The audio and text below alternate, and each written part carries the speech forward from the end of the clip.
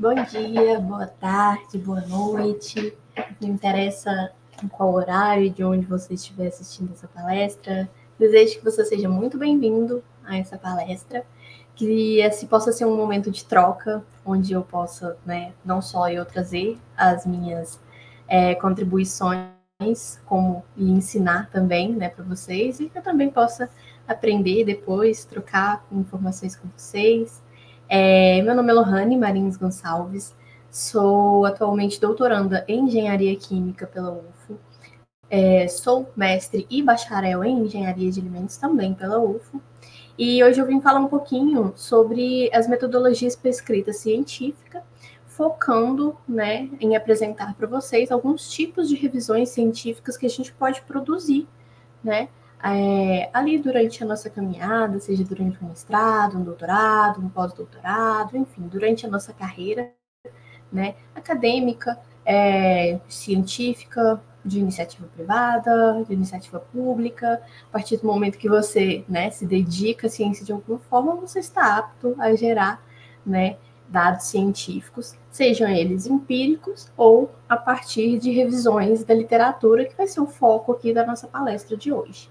Então, sem mais delongas, antes de a gente começar especificamente com o conteúdo sobre os tipos de revisões, eu quero apresentar alguns conceitos para vocês e trazer algumas reflexões também, aqui, antes de a gente já engatar em apresentar os tipos de revisões da literatura. Primeiramente, eu acho interessante a gente falar um pouco sobre o conceito, sobre o que é o método científico, Quando a gente começa a ter contato, com textos científicos, com qualquer coisa voltada à ciência, qualquer texto, qualquer vídeo que a gente assista, geralmente a gente é apresentado aos 4 pilares do método científico, onde, primeiro, eu faço uma pergunta, eu vou formular uma pergunta, vou verificar alguma coisa ali que eu quero saber, como que funciona. Aí eu vou formular uma hipótese, na minha cabeça, eu vou achar, não, beleza, eu quero saber como aquilo funciona, eu acho que é desse jeito. Vou fazer testes, perturbar esse meu sistema, aquele meu objeto de observação, e verificar como ele responde. E a partir disso, concluir rejeitando ou aceitando a hipótese que eu formulei lá no passo 3. Esse é um ciclo, uns 4 pilares que a gente é apresentado nos primórdios da ciência, quando a gente começa a trabalhar, com ciência, começa a ver, ler sobre.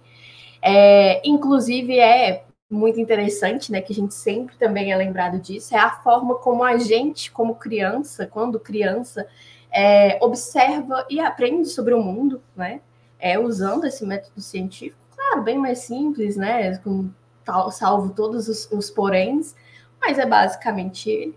E é ele que nos guia, que nos rege durante toda a nossa carreira acadêmica, seja só na graduação, na pós-graduação, depois disso, são esses 4 pilares.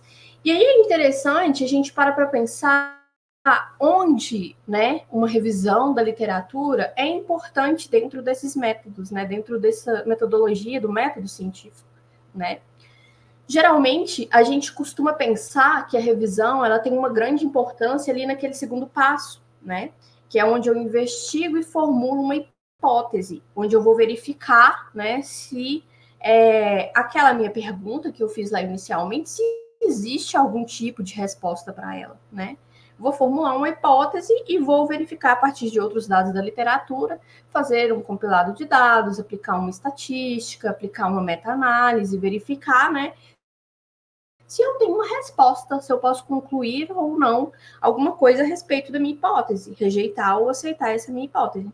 Geralmente é isso que a gente costuma pensar, Pois bem, é importante, eu já trazer aqui para vocês que, na verdade, uma metodologia, o método científico, ele, de fato, quando a gente vai fazer um estudo empírico, quando eu vou fazer um estudo experimental, ensaios, experimentais, é importante que no passo 2 eu possa contar com revisões da literatura para me basear nos meus experimentos, certo?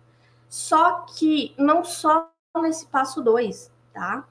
É importante a gente ter em mente que uma revisão da literatura, ela pode tanto ser um estudo por si só, completo, muito bem estruturado e robusto, que vai me responder uma pergunta e me dar baseamento para eu poder concluir, rejeitar ou aceitar uma hipótese, como ele pode me ajudar a criar outras hipóteses, né, que a partir delas, então, eu posso seguir para um trabalho experimental, né, quando se tem essas condições. Eu acho interessante trazer esse tipo de raciocínio para cá, porque principalmente nas nossas áreas, né, a gente, eu falo aqui, né, principalmente assim com nós da engenharia, das ciências de alimentos e tecnologias de alimentos, talvez um pouco menos, né? Porque eu sei que vocês costumam ter, né, uma base um pouco melhor também nessa questão da escrita científica, das revisões científicas, né? E principalmente durante a pandemia, na verdade, né? Todas as áreas das ciências tiveram que aprender e se voltar muito para essa questão das construções de revisão, né? Onde a gente não podia, não tinha condições, às vezes, de fazer experimentos, então a gente não podia parar também, então a gente se voltou muito para essa questão das revisões, mas é muito comum que às vezes a gente veja a revisão como uma subetapa do que pode ser um projeto, né? Do que pode ser uma grande contribuição da ciência. A gente às vezes costuma pensar que o que vai realmente gerar um resultado científico robusto, né? Que vai ser elegante de ser apresentado é os experimentos, e na verdade, dependendo de como você constrói essa sua revisão da literatura, ela pode gerar resultados tão robustos ou até mais robustos que muitos tipos de ensaios, né? Que muitos tipos de estudos que a gente pode conduzir ali empiricamente, né, experimentalmente. Então é interessante que a gente tenha isso em mente, que uma revisão, ela vai nos ajudar, ela pode, claro, ser uma etapa que nos ajuda a construir um planejamento, um projeto experimental. Mas ela também é uma contribuição científica. Por que eu tenho que reforçar isso aqui? Porque uma revisão é um dado científico, vai me gerar uma evidência científica. Claro, desde que ela seja bem feita, bem robusta, com metodologia bem feita, metodologias essas que eu vou apresentar aqui hoje, né, algumas, ela vai me gerar uma evidência científica, e é importante que a gente tenha esse senso de responsabilidade de pensar que uma evidência científica que eu estou gerando a partir de uma revisão da literatura é algo que vai ficar, que vai se perpetuar, é uma contribuição para a ciência. A gente vai deste mundo e essa contribuição vai ficar aqui. Outras pessoas podem utilizar os nossos estudos, nossas revisões, para se basear em outros estudos. Então, a gente tem que ter esse senso de responsabilidade, de ter essa noção de que uma revisão é uma evidência, é um dado científico que vai ficar, que vai se perpetuar. Então, eu quero, a princípio, que vocês tenham em mente isso. Vocês saírem daqui com esse senso, eu já fico feliz. Então, como eu falei, né, anteriormente, uma revisão ela é um trabalho completo, né? Anne, mas ela, né, minha orientadora me falou tal para fazer uma revisão só para eu poder pegar uns dados e tal e ver como é que as pessoas costumam conduzir e tal. Tudo bem, beleza. Mas mesmo para você fazer esse tipo de levantamento, fazer esse tipo de revisão, esse tratamento, você tem que fazer isso muito bem feito. Entende como essa revisão ela é importante? Ela vai ser importante para você nesse momento, né? Que você quer fazer esse levantamento de dados, esse levantamento de metodologias. Posteriormente, vai ser importante para outras pessoas. Então, a gente tem que ter essa noção de que uma revisão, ela pode ser uma parte de um estudo que vai nos ajudar, mas ela é um estudo sozinho, tá? Ela tem que ter um início, meio e fim. Ela tem que se fechar em si mesma. Aquele método científico de fazer uma pergunta, verificar uma hipótese, verificar se essa hipótese é válida e aceitar ou rejeitar essa hipótese, ela tem que ser respondida dentro dessa revisão, tá? Então, tendo isso em mente, é muito importante, né, que a gente perceba isso, que uma revisão científica, claro, se você tem intenção, né, de fazer essa publicação dela depois, ela tem que ter início, meio e fim. Ela tem que ter algum tipo de conclusão final, alguma consideração final, beleza? Estamos acordados isso?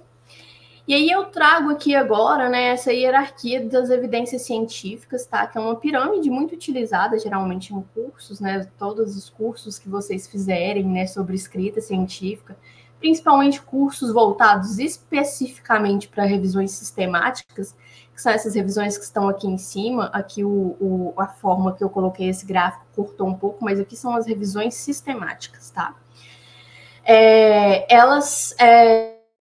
Esse tipo de pirâmide é muito utilizado para mostrar para a gente o quanto um artigo de revisão, quando muito bem feito, quando feito a partir de uma metodologia científica robusta, ele pode me gerar uma evidência de alta confiabilidade. Existem cientistas, diversos cientistas, que questionam, tá, essa revisão. E aí, assim, com base em questões de vieses, né, em questões de coisas que depois a gente vai discutir, né, conceitos que eu vou trazer também aqui para frente, mas essa pirâmide ela é muito comumente apresentada e eu acho interessante trazer ela aqui para vocês terem essa noção de que, beleza, tem quem vá contra, tem quem apresente dados que mostram que não é bem assim, mas é uma pirâmide muito bem conhecida, uma pirâmide muito bem estudada. Tem aqui o artigo, né, onde eu peguei esse modelo de pirâmide especificamente.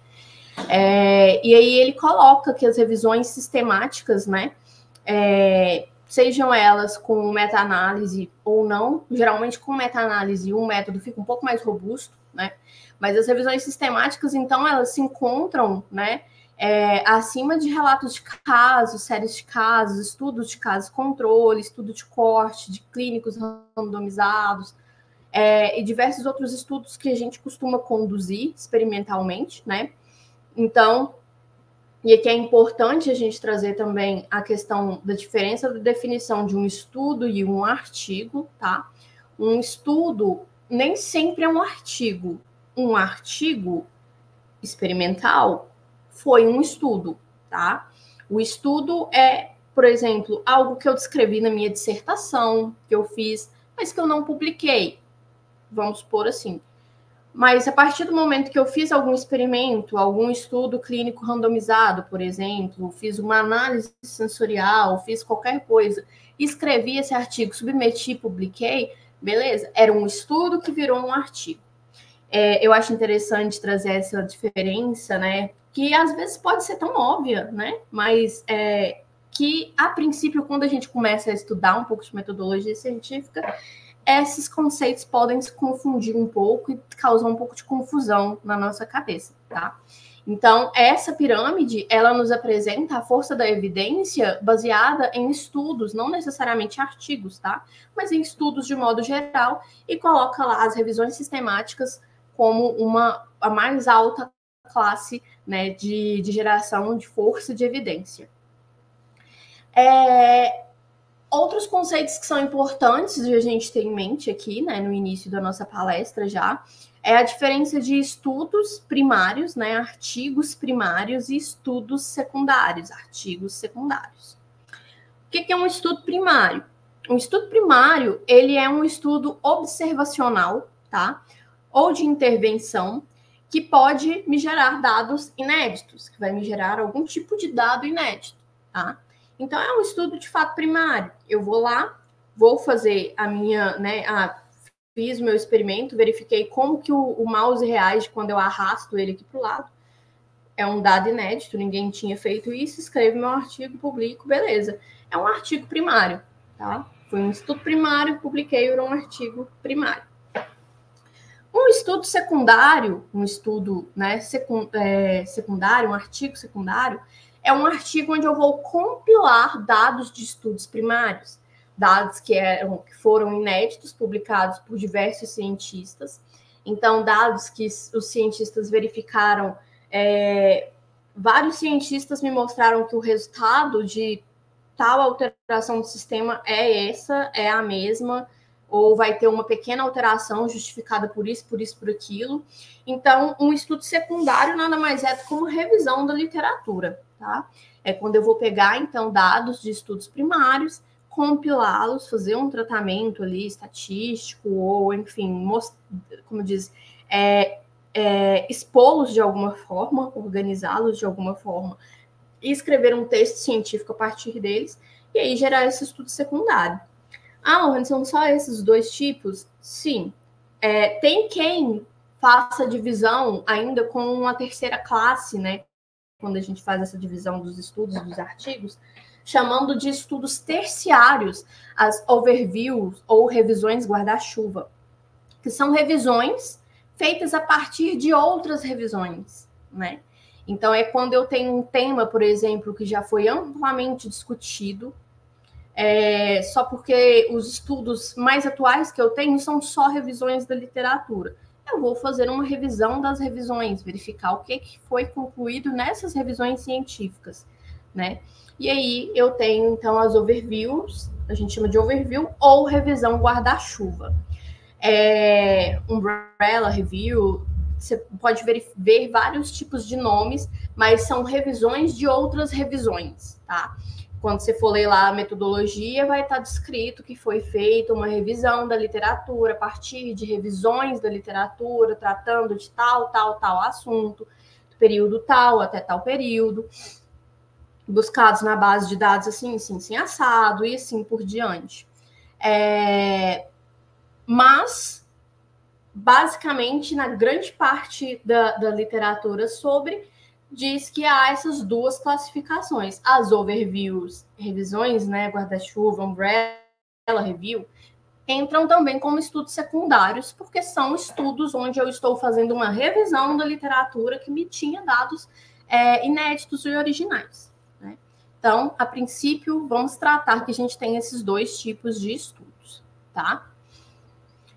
Outros conceitos que são importantes são os critérios, né, de elegibilidade, critério de exclusão e os vieses, né, de escrita.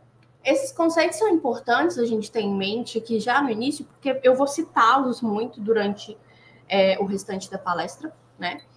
O critério de elegibilidade nada mais é do que critérios que a gente adota, né, para poder fazer a minha busca, né, para buscar ali os meus artigos científicos, né.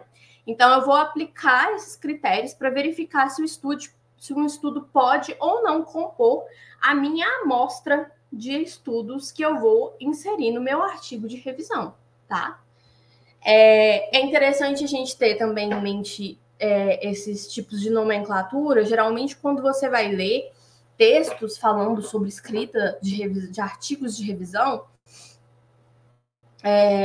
fala-se muito de questão de tamanho da amostra, tal, usa-se muito esse termo amostra, e às vezes a gente pode ficar confuso, mas você tem que parar para pensar de novo lá naquela definição que eu trouxe no início.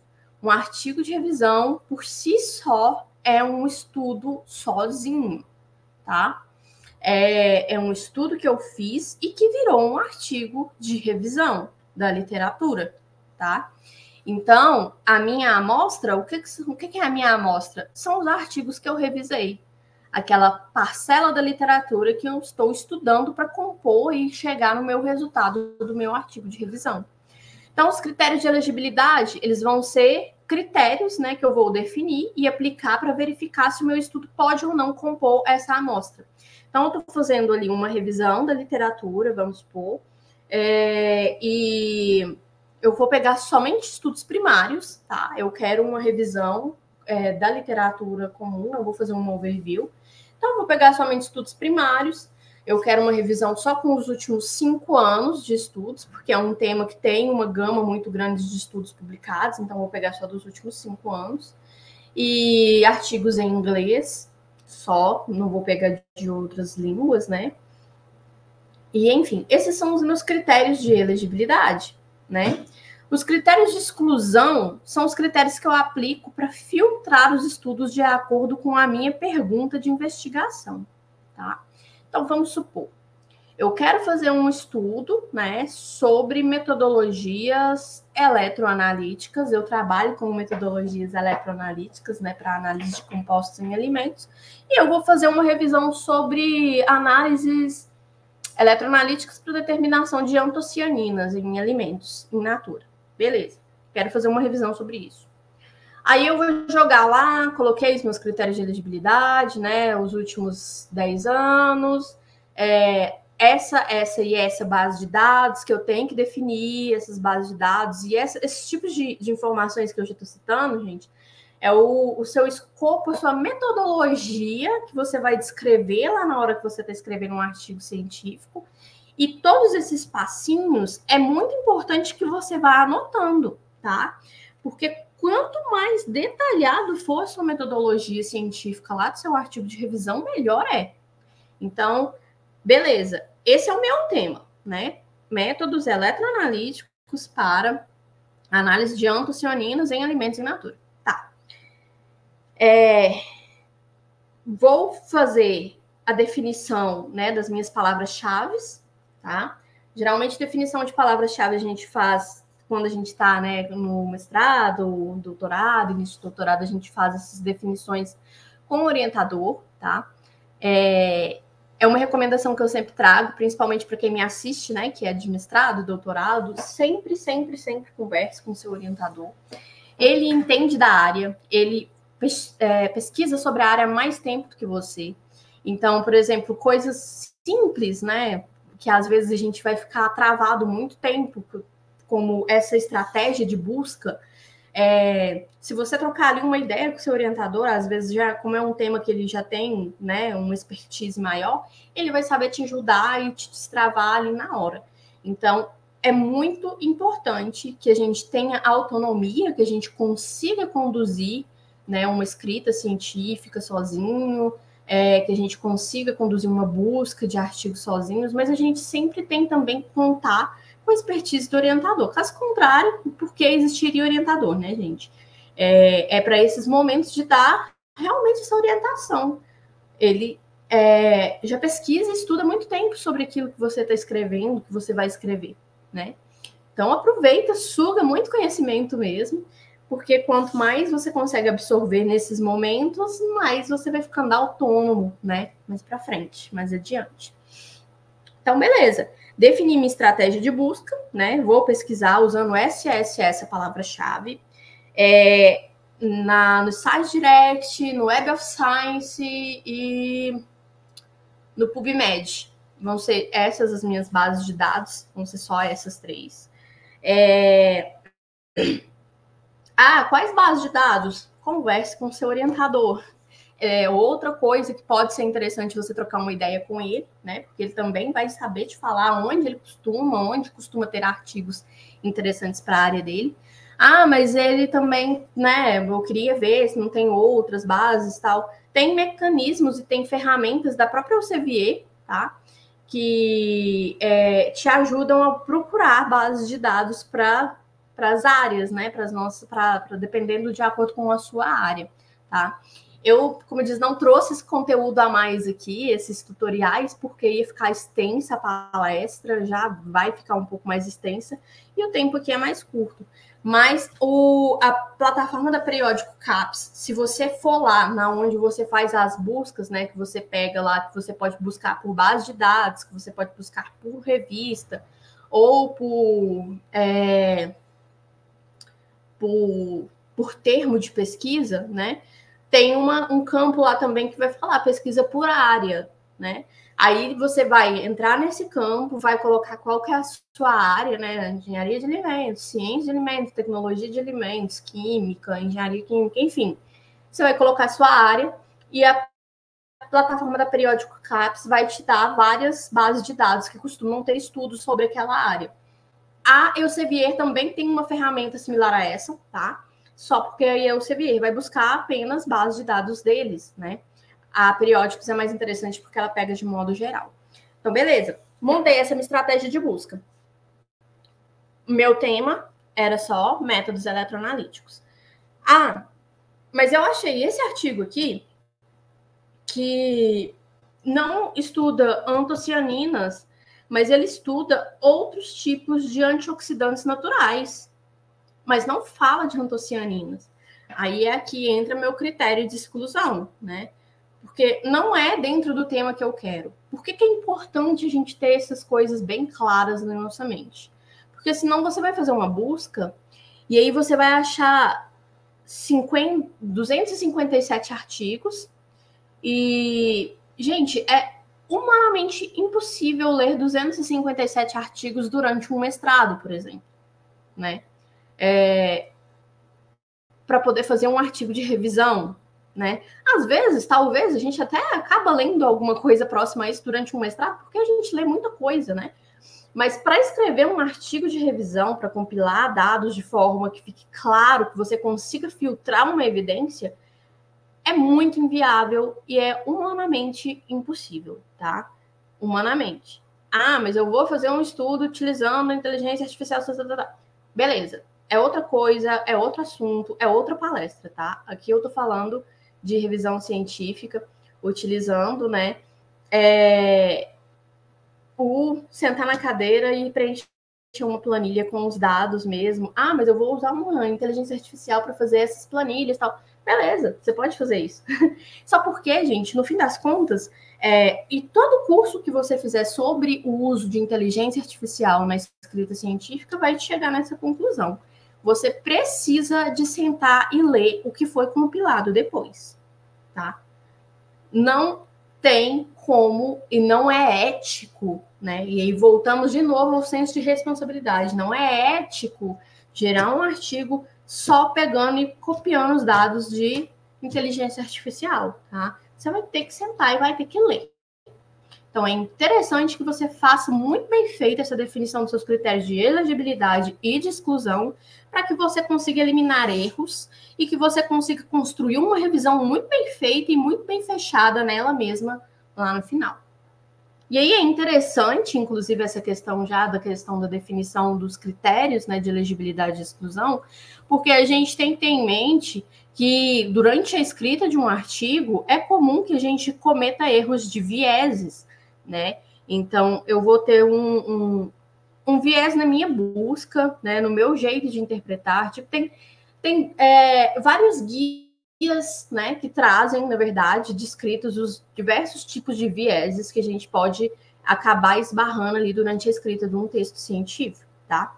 Eles são bem catalogados, a gente tem diversas estratégias onde a gente tenta, né, minimizá-los ao máximo. Não existe um artigo que não tem nenhum tipo de viés, tá? Não existe. Mesmo um artigo gerado por máquina vai ter um viés. De novo, antiético, mas eu só estou trazendo aqui um exemplo, tá? Mas vamos supor que você gere um artigo 100% por máquina. Vai ter algum tipo de viés, tá? Sempre vai ter. E aí a gente tem diversos desses vieses que a gente vai carregando durante a nossa revisão. Alguns tipos de revisão, inclusive, você separa uma parte específica da revisão só para descrever esses vieses e para elencar como eles podem ter influenciado nos seus resultados. Então, a nossa intenção é sempre minimizá-los, porque é interessante que eu assuma que eles existem. Eles existem, né? A gente não tem intenção de ser perfeito e de escrever alguma coisa ideal aqui, tá? Então, é interessante que para uma revisão robusta eu assuma que eu cometi, seja um viés de erro de processamento dos dados, um viés de interpretação, enfim, tem diversos tipos de viés, como eu já falei,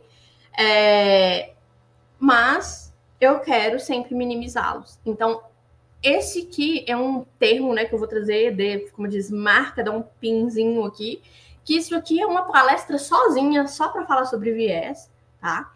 Mas é interessante que a gente sempre busque e pesquise sobre essa questão dos vieses, né, que a gente pode ter durante uma revisão sistemática, porque uma revisão, de novo, é um artigo onde você está escrevendo com base no que você leu, com base no que você levantou na literatura. Então, é importante que a gente tenha essa transparência, porque não é algo experimental. Eu consigo copiar os seus critérios de elegibilidade, seus critérios de exclusão, e verificar que realmente os dados que você coletou estão corretos, foi aquilo ali mesmo, é isso que a literatura traz mesmo. Mas, às vezes, os vieses, né, que eu vou cometer são diferentes dos seus. Os vieses que eu vou julgar que foram feitos num artigo, assim, assado, porque é importante também, os artigos que a gente usa para fazer a nossa revisão vão ter vieses, tá? E aí, de novo, tem ferramentas onde a gente vai elencar. Tal artigo foi enviesado, não foi enviesado, enviesou aqui, enviesou por isso, por causa de experimentação assim, assado, enfim. De novo, é uma palestra à parte, mas é interessante que a gente tenha noção do que significa esse termo, né? E aí, beleza. Então, vamos agora para uma metodologia básica que você aplica e consegue construir a sua revisão científica, né? Primeiro, você vai definir uma questão que você quer investigar. De novo, pego o meu exemplo, né? Eu quero verificar metodologias eletroanalíticas para análise das antocianinas em frutas, alimentos in natura. Vou definir a minha estratégia de busca. De novo, vou sentar com a minha orientadora. Eu pensei de usar essa palavra-chave, pesquisar nessa base de dados. Eu acho que é um tema que tem... Eu já fiz uma revisão, uma busca ali rapidinha. Eu vi que tem muito artigo sobre isso. Então, eu pensei de filtrar nos últimos 5 anos. O que você acha? Você acha que não? Que 10 anos é que é bom, que fica bom? Que a evidência fica mais forte? Você acha que, por exemplo, tem áreas da pesquisa, gente, quem trabalha com inteligência artificial mesmo, né, aplicada, por exemplo, a engenharia de alimentos, essas coisas ultimamente andam muito em alta, né? Não compensa você fazer uma busca de 10 anos, dos últimos 10 anos, porque vai me vir resultados que não fazem o menor sentido, né? Que não tem o menor interesse de serem apresentados nesse momento. Então, é interessante você definir essa estratégia de busca, né? Pensando nesse tipo de coisa. E aí, de novo, é a hora que o seu orientador pode te ajudar muito, tá? E minimizar muito trabalho, muita dor de cabeça que vai te travar depois na hora de fazer sua busca. Aplica os meus critérios de elegibilidade e de exclusão. Aí, um ponto que é muito importante, tá? Quando a gente vai falar sobre revisões, onde a gente quer uma metodologia robusta, uma evidência muito bem filtrada, é importante e é interessante que você sempre conduza essas revisões com mais de uma pessoa ativamente, tá? Ah, mas eu quero fazer minha revisão só eu e meu orientador. Tudo bem. Bom, não tem problema nenhum, né? Mas é interessante que seu orientador consiga, então, ser bem ativo, que ele consiga sentar e ler os artigos que vocês buscaram, né? Os artigos que vocês vão realmente utilizar para fazer sua revisão. Ah, mas meu orientador não pode, tá? Beleza, tenta sentar com algum outro colega de laboratório para poder fazer essa construção. Por quê? Porque é sempre interessante você ter essa checagem interna por pares ali dentro para fazer a extração dos dados. Monta uma planilha e aí vocês dois vão ler os artigos, vão ver se eles se encaixam ou não. E aí eu tô falando dois, mas claro, pode ser mais de uma pessoa, mais de 2 pessoas, né, e tal. Monta essa planilha e vocês vão fazer esses julgamentos e essas extrações de dados. Por quê? Porque ali, durante o seu processo de construção de artigo, você já está tendo essa revisão por pares. Já fica mais interessante, você minimiza um pouco da questão das possibilidades de viés na interpretação, na coleta dos dados, né? E aí, beleza. Fez essa parte, vai então para a análise e apresentação dos resultados e da sua discussão. Como que eu vou apresentar esses resultados? Os que eu coletei aqui? Uma tabela? Uma figura? Um gráfico? Eu tenho que fazer um gráfico abstract para o meu artigo?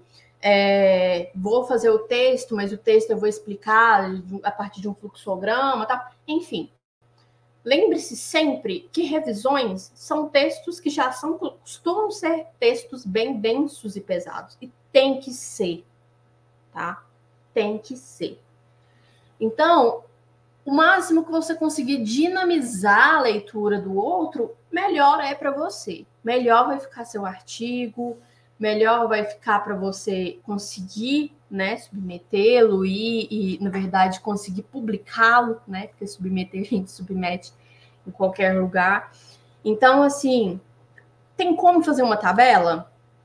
Tem como fazer um fluxograma? Um gráfico? a gente vai ver que tem alguns tipos de artigos que esses próprios tipos de artigos eles têm metodologias próprias de demonstração de dados, tá? Mas todo tanto que você conseguir dinamizar essa demonstração dos dados é melhor, tá? Feita essa análise, essa exploração, demonstração dos dados, eu vou fazer então a minha conclusão e, se couber, né, se for do escopo do revista, ou então do escopo que vocês definiram para a revisão, faço as minhas perspectivas futuras, né? A partir dessa revisão, conseguir ver que posso fazer isso, pode ser feito isso, tem essa lacuna, esse tipo de resultado está ultrapassado, e assim por diante.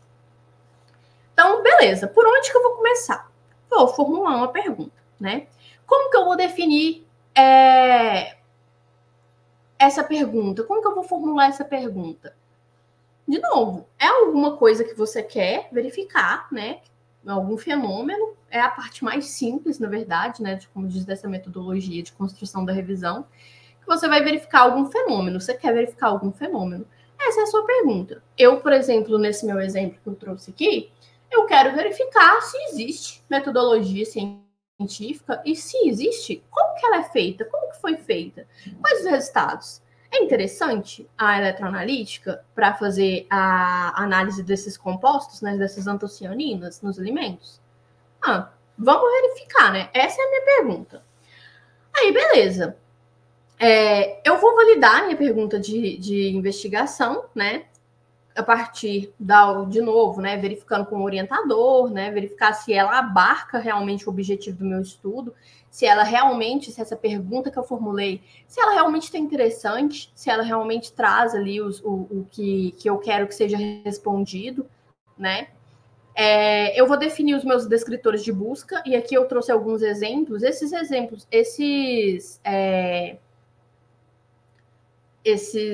Essas ferramentas aqui para você utilizar, para você buscar, né, os descritores de busca, o MESH e o DESC, que elas são muito utilizadas para a área da saúde, tá?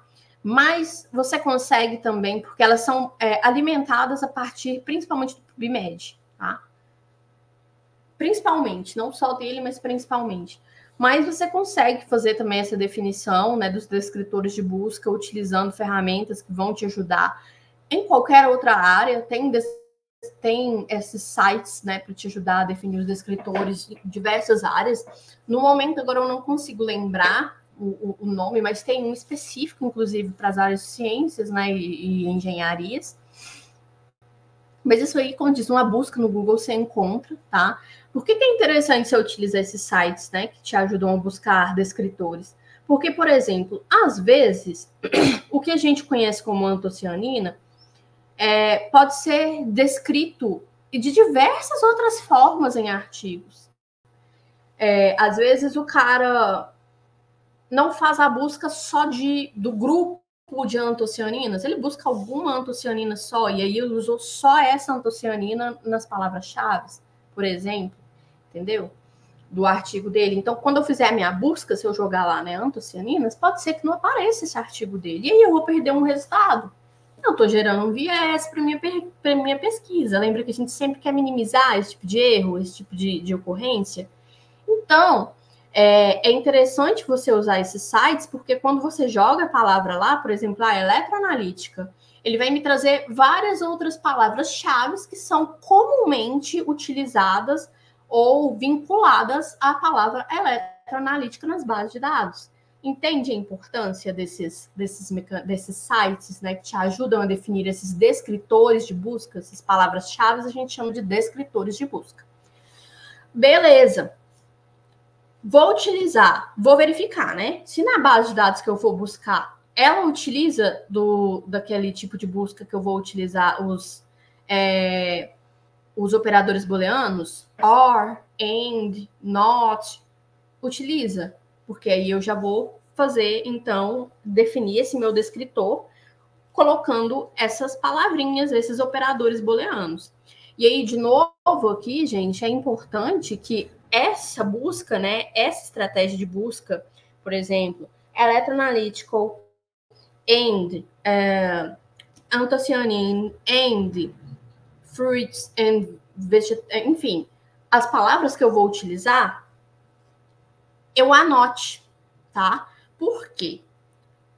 O que eu quero quando a gente fala de uma metodologia robusta, no que a gente diz as revisões da literatura? Eu quero dizer que eu quero uma metodologia que o fulano lá na Finlândia pegou a metodologia que eu descrevi lá no meu artigo, e o fulano lá na Finlândia fez a mesma busca e conseguiu exatamente os mesmos resultados que eu. Então, todo tanto que eu detalhar como que eu cheguei naqueles artigos que eu estou revisando, melhor, tá? Então, todas essas questõezinhas, né, essas minúcias da sua estratégia de busca, é muito bom que você traga, né, anote elas, guarda num bloco de notas, que seja, num documento do Word à parte, porque você vai utilizá-las durante todo o seu artigo científico, tá? E tem que estar muito bem descrito como que foi sua estratégia de busca lá na sua revisão. Isso que vai te dar uma robustez, tá?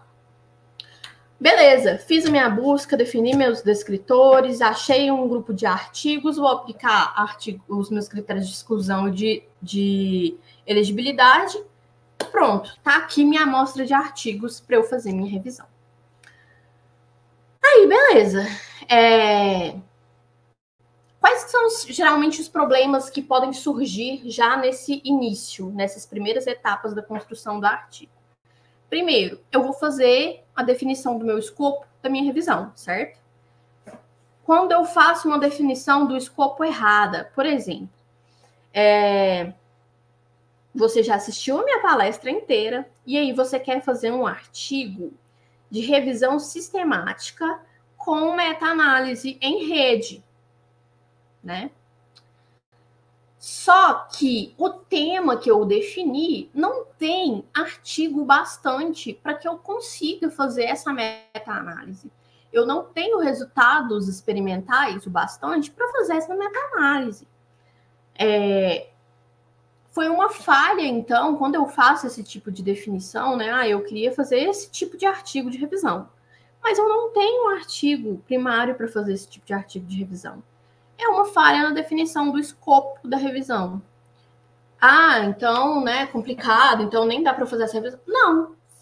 Você, munido, né, de informações, vai definir qual que é o melhor escopo e vai redefinir qual tipo de artigo que você vai fazer, tá?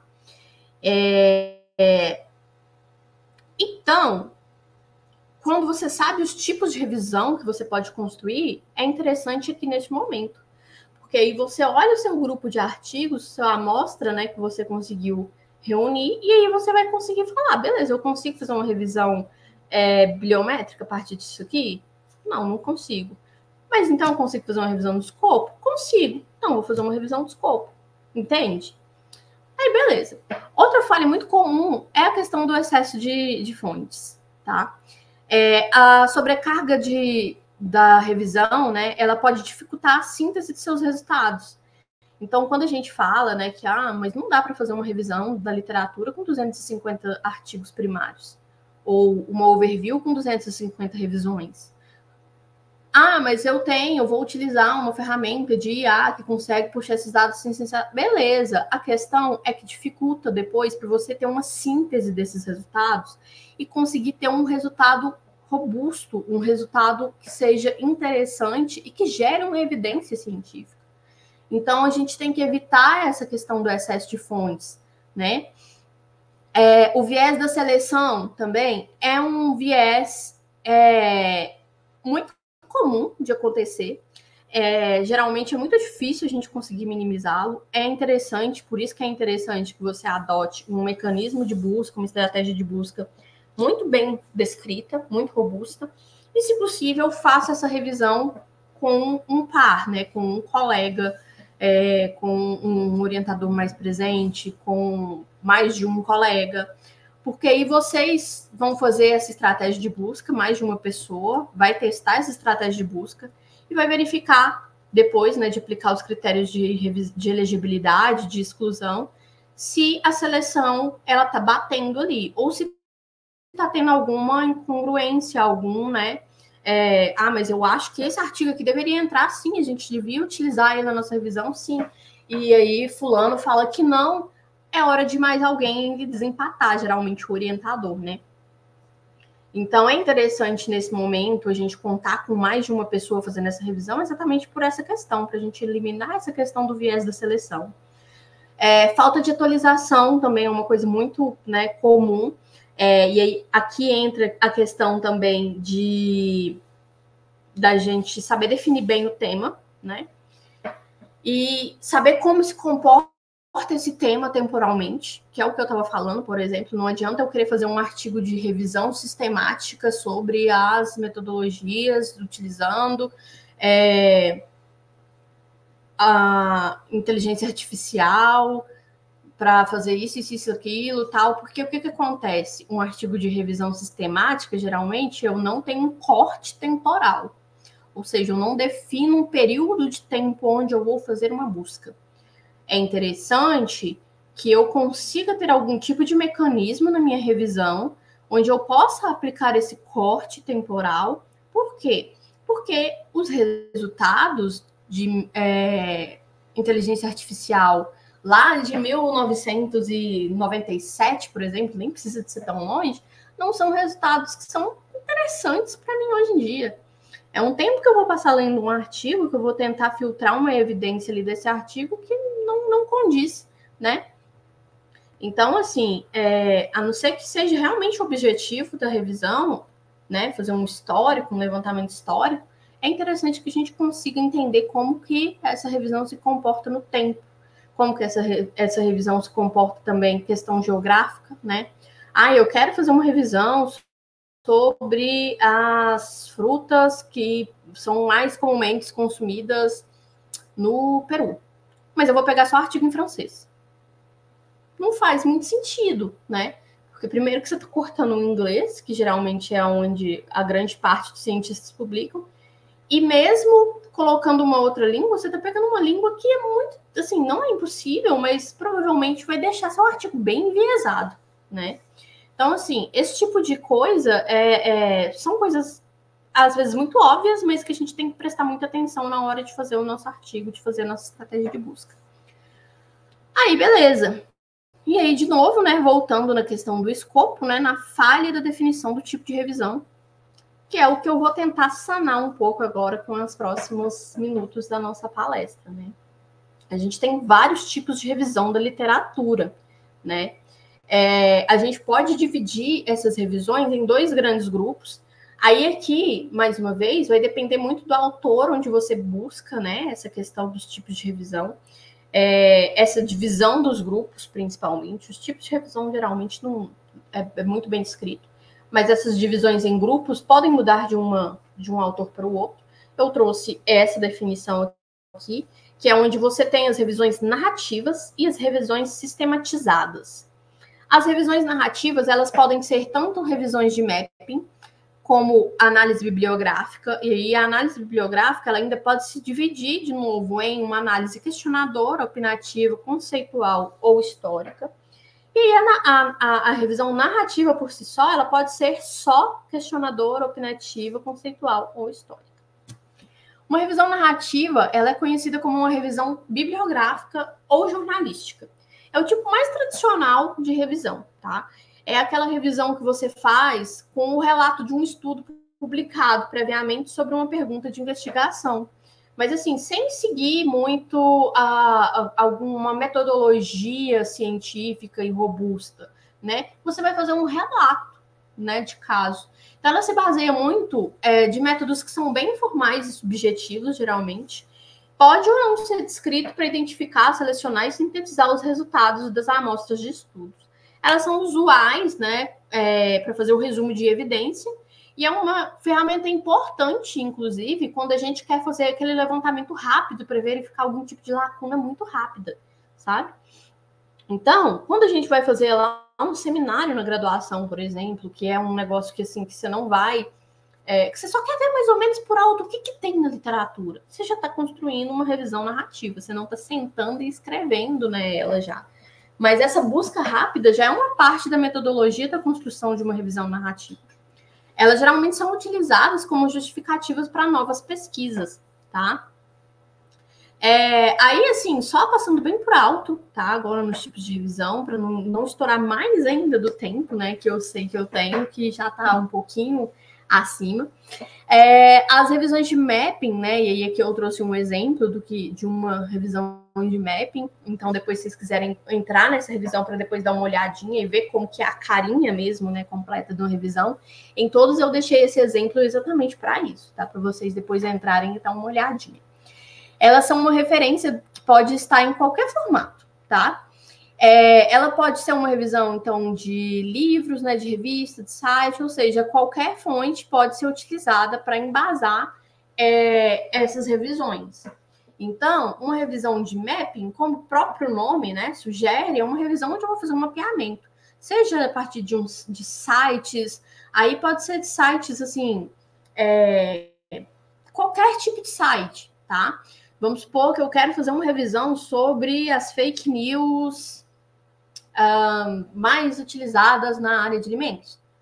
Posso fazer uma mapping, por exemplo, que aí eu vou pegar qualquer tipo de site, qualquer coisa, e aí é uma revisão rápida, eu quero fazer uma revisão rápida, sem muita robustez e tal.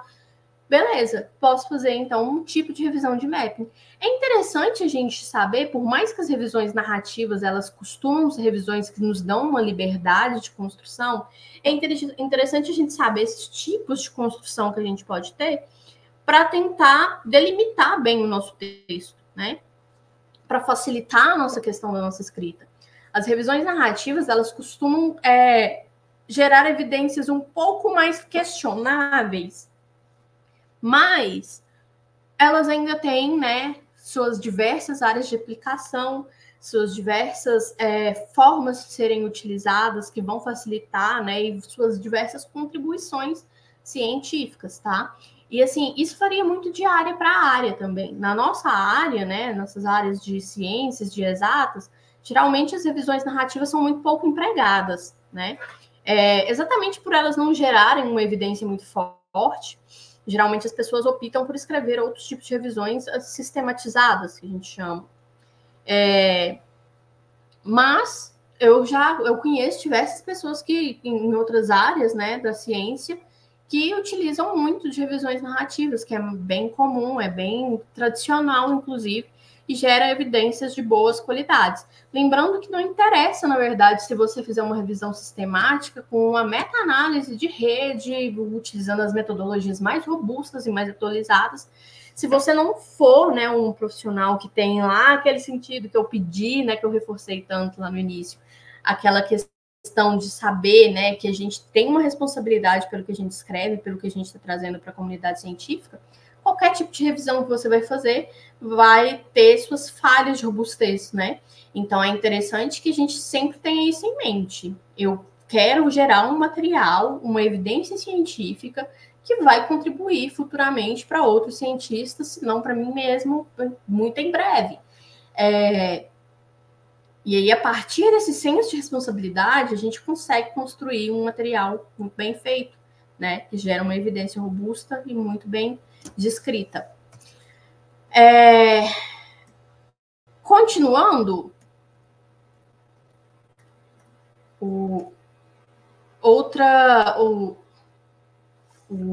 os slides aqui deram uma travada. Pronto. Aí, tipo de revisão, né? As revisões de mapping. A revisão bibliográfica, né? Que é a mais comum, é aquela onde a gente pega, né? Um objetivo, é aquela que a gente mais comumente faz. Geralmente a gente constrói TCCs a partir de uma revisão bibliográfica. O primeiro passo é estabelecer, então, um objetivo e um fio condutor para esse estudo. E aí esse direcionamento ele vai ser usado para definir as demais etapas da minha investigação. E aí, como eu tinha falado anteriormente, uma revisão bibliográfica, ela pode ser tanto uma revisão narrativa, quanto uma revisão, narrativa, né, histórica, quanto uma revisão... Tem vários tipos de revisão bibliográfica, né, que eu trouxe nos slides anteriores, né? Ela pode ser uma revisão questionadora, uma revisão opinativa, conceitual ou histórica. O que é o em comum delas? Geralmente, uma revisão bibliográfica, ela tem uma sequência a ser seguida. Por exemplo, eu quero fazer uma revisão histórica dos estudos de antocianinas, né? Ficaria um escopo completamente errado, mas assim, estudo de antocianina. Horrível o meu escopo, porque eu vou pegar um monte de revisão, um monte de artigo, na verdade, né? Mas eu quero fazer uma revisão histórica sobre isso. Aí eu vou pegar um filme, meu objetivo, então, é descrever como que isso foi evoluindo com o passar do tempo, certo? Uma revisão conceitual, eu quero verificar como que as pessoas trataram o conceito de revisões da literatura com o passar do tempo, né? O meu objetivo, então, é uma revisão conceitual e histórica, né? Onde eu vou pegar lá desde quando surgiu o conceito de revisão, vou trazer como que esse conceito foi descrito, né, na literatura até então, e essa é a minha revisão bibliográfica. Então, assim, a análise bibliográfica a gente pode conduzi-la de diversas formas, e aí as análises da revisão da literatura narrativa, opinativa, conceitual e histórica, elas seguem mais ou menos essa mesma lógica, tá? O que a gente tem que ter em mente? Geralmente, as revisões narrativas, elas são escritas de maneira mais fluida, sem muitas regras, sem uma metodologia muito bem definida. E elas podem, geralmente, utilizar de diversos tipos de fontes, né, de dados. Não necessariamente somente revistas, somente artigos científicos, tá? Isso é que é interessante a gente ter em mente nesse momento. Aí, dando seguimento, já indo agora para as revisões sistematizadas. As revisões sistematizadas, gente, o que diferencia, então, elas das narrativas? Elas têm método de construção. É uma revisão que você vai conseguir encontrar na literatura, algum tipo de guia, algum tipo de outro artigo que te descreve como que você vai fazer essa revisão. É uma revisão que tem método, tá? Então, ela pode ser uma meta-análise, apenas meta-análise, né? Seja simples ou em rede. Ela pode ser uma revisão bibliométrica, né? Ela pode ser uma revisão integrativa, uma revisão qualitativa, uma revisão de escopo, sistemática, um estado da arte, uma overview.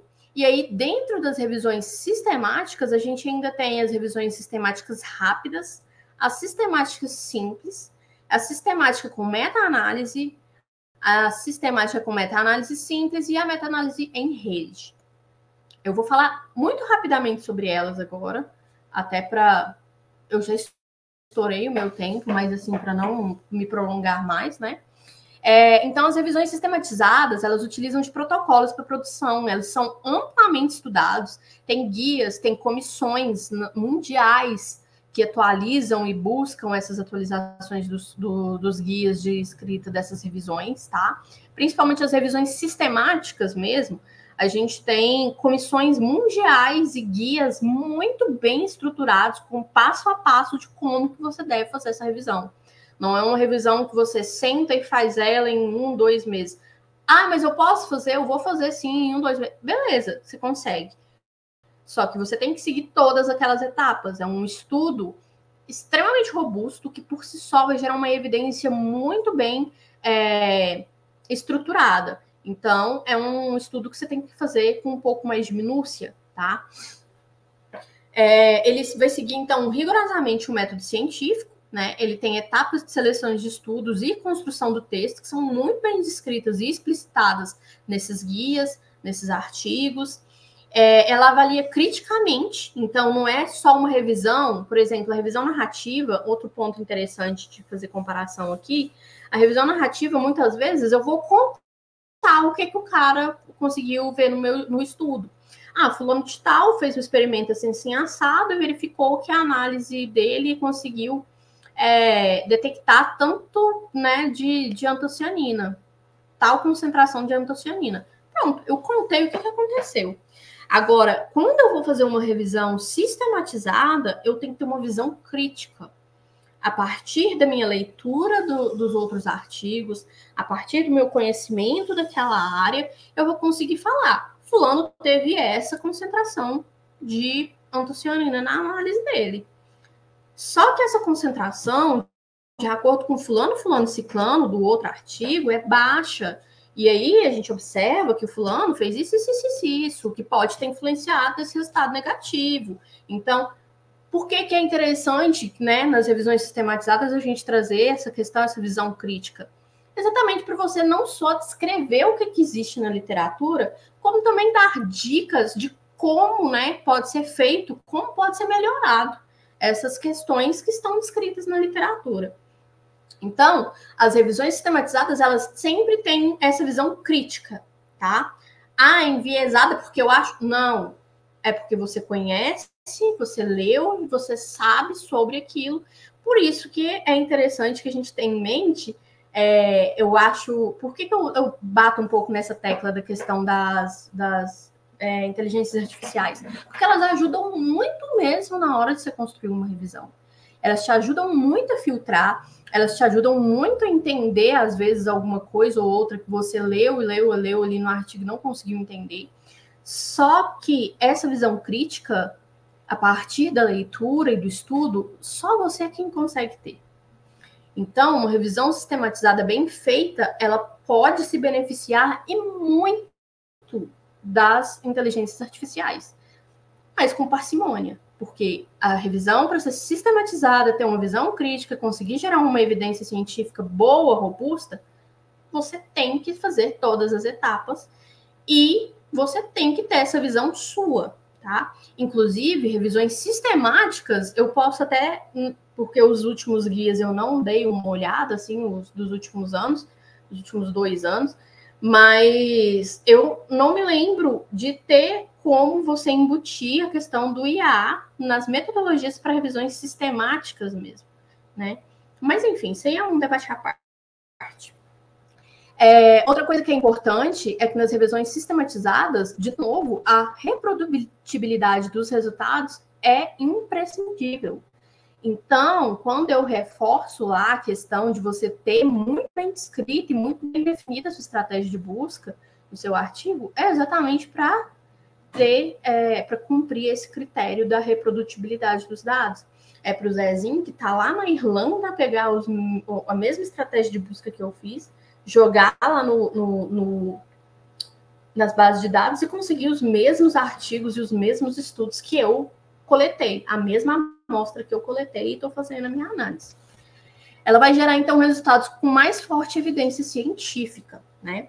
E aí, começando, a gente tem as revisões de meta-análise. Meta-análise nada mais é do que uma metodologia estatística, tá?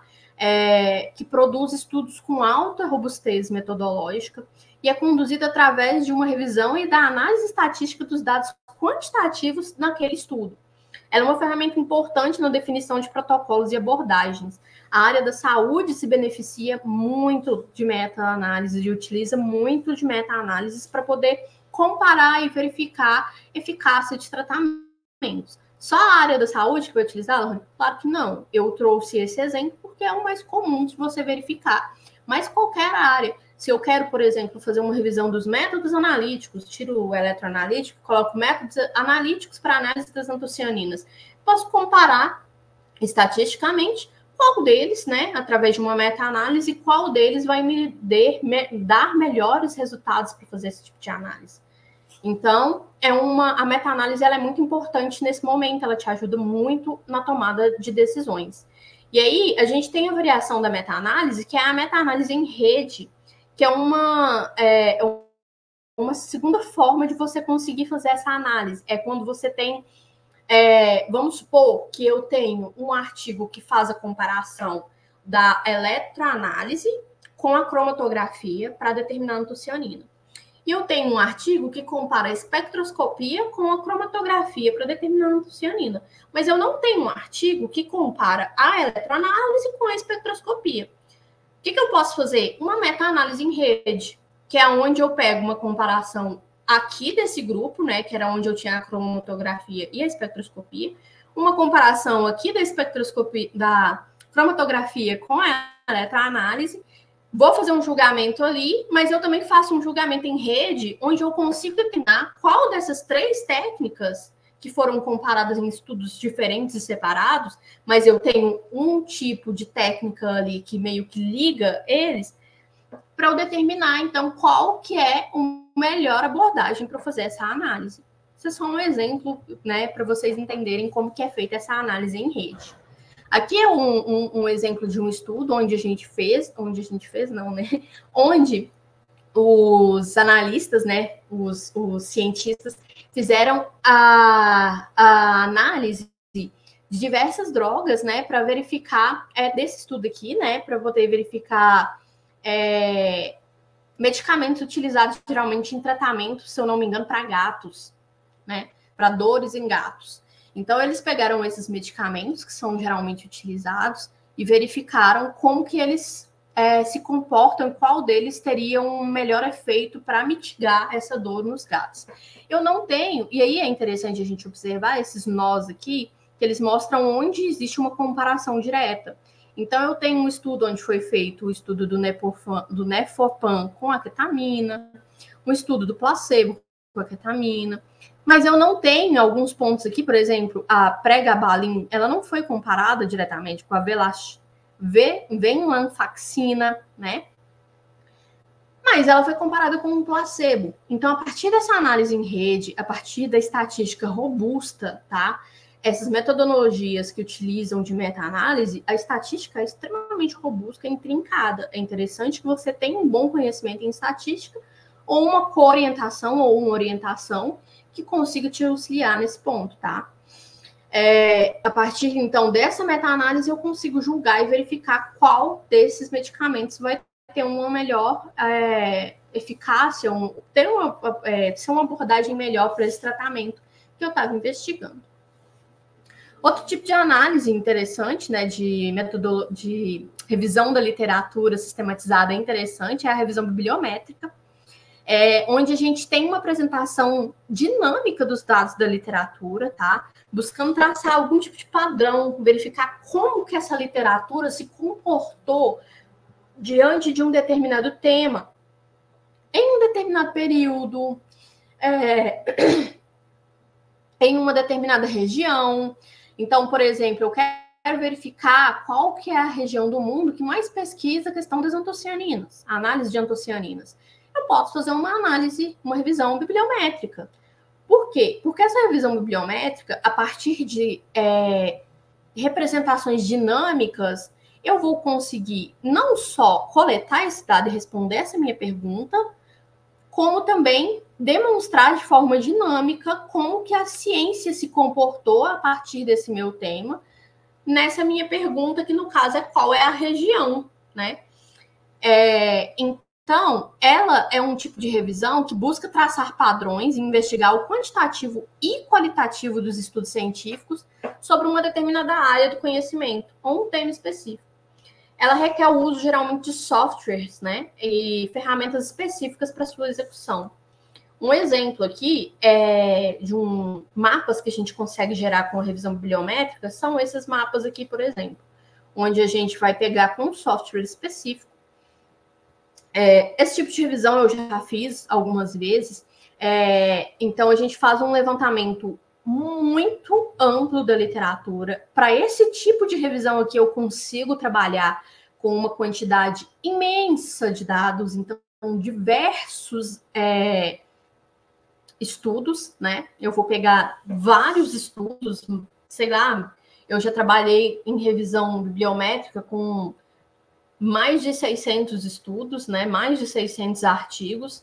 Só que esse software, ele consegue compilar esses dados e me demonstrar a partir de figuras, de demonstrações geralmente ilustrativas, gráficos, né? Alguns tipos de gráficos também em rede, gráficos que são um pouquinho mais intrucados, um pouquinho mais complexos em interpretação, mas ele consegue me mostrar, então, a partir dessas representações, respostas para as minhas perguntas. Aqui, por exemplo, a intenção era verificar a classificação das internets aqui, né?